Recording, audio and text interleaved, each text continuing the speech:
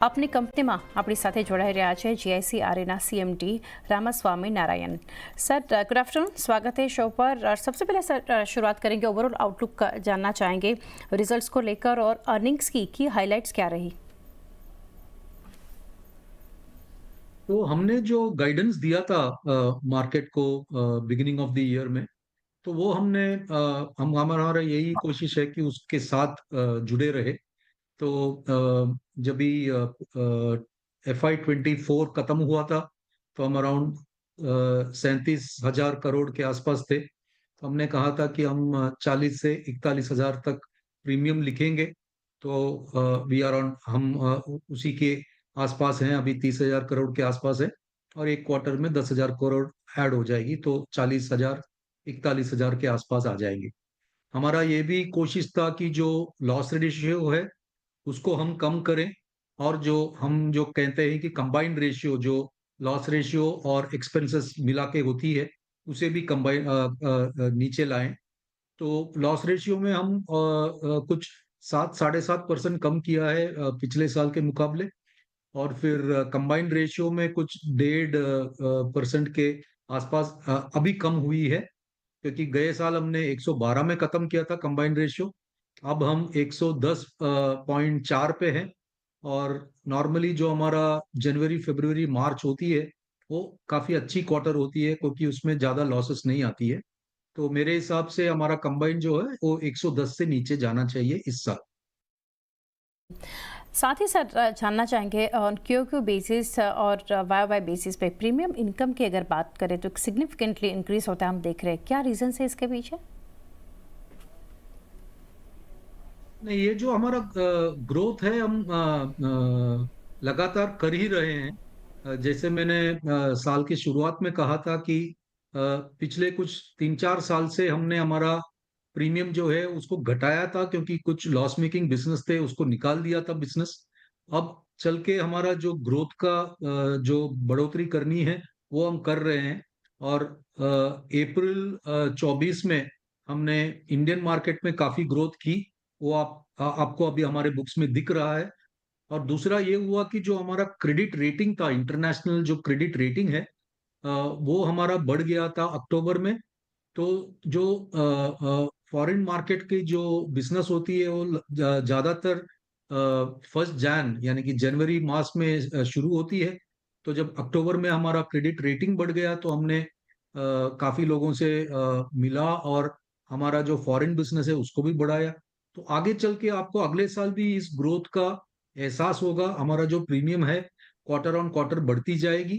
और जब अच्छी बिजनेस लिख रहे हो तो लॉस रेशियो भी कम रहेगी, कंबाइंड रेशियो भी कम हो जाएगी, और आगे चल के प्रॉफिटेबिलिटी भी ऊपर हो जाएगी। सर साथ ही डोमेस्टिक मार्केट शेयर के ऊपर जानना चाहेंगे। 9 मंथ एंडेड अगर देखें तो एक इंक्रीज होता देख रहे हैं 20.8%। तो यहाँ पर क्या रीज़न देख रहे हैं। मेजर रीजन यही है कि जैसे मैंने कहा था कि हमने अप्रैल 24 में हमने डोमेस्टिक मार्केट में ग्रो किया था। और इंटरनेशनल बिजनेस में ये था कि हमने एक यूएस में एक बिजनेस लिखी थी, जो मरीन और मोटर क्लास में लिखी थी, जो हमने 2021 में बंद कर दिया था, क्योंकि वो लॉस मेकिंग था।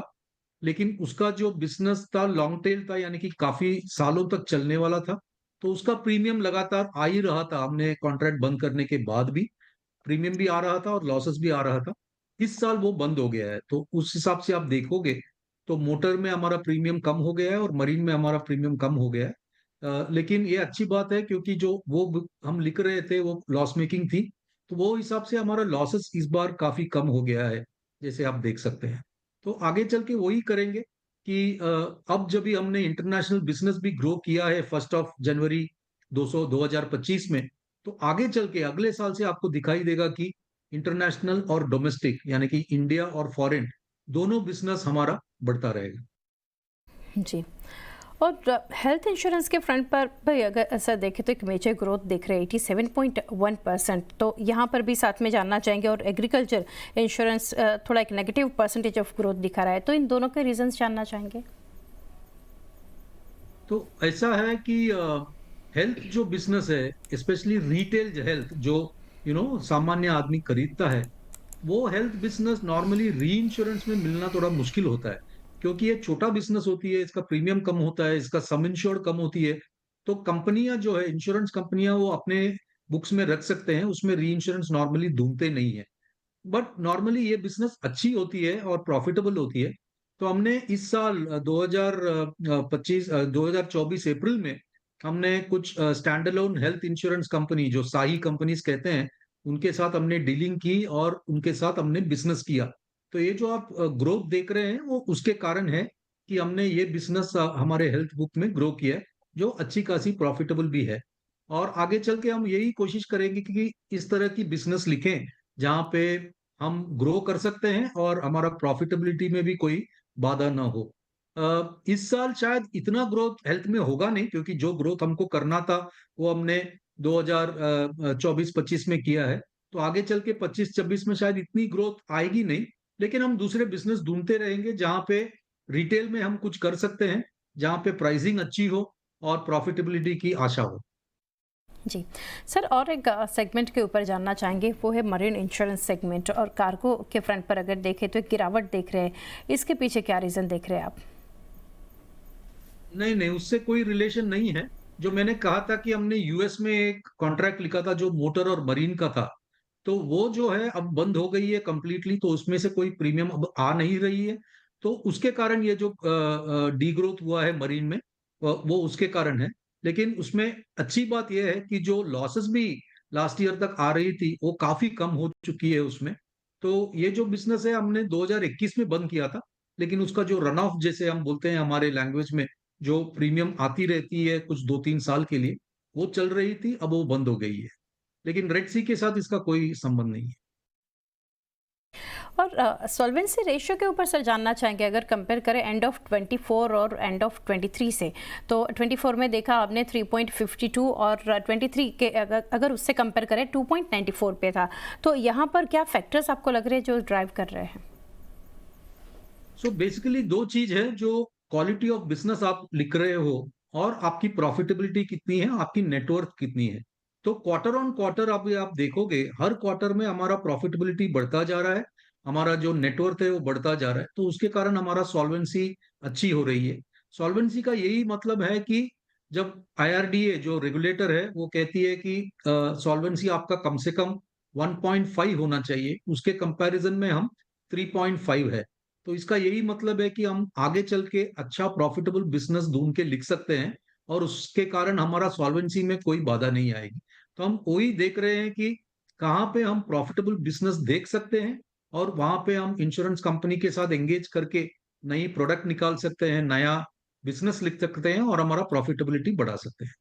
जी sir, last couple of questions. एक तो जानना चाहेंगे, यहाँ से कुछ इंक्रीमेंट देखेंगे हम आने वाले समय के लिए उन प्रीमियम, और अगर हाँ तो कौन से सेगमेंट्स रहेंगे और इसका इफेक्ट कब तक शुरू होता दिखेगा?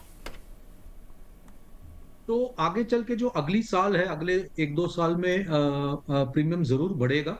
और वो काफी क्लासेस में होंगी, क्योंकि जब मैं इंडिया में लिखता हूँ, मैं काफी क्लासेस लिखता हूँ। फॉरेन में मेरा नॉर्मली प्रॉपर्टी एक क्लास होता है, एविएशन होता है, थोड़ा बहुत एनर्जी लिखता हूँ।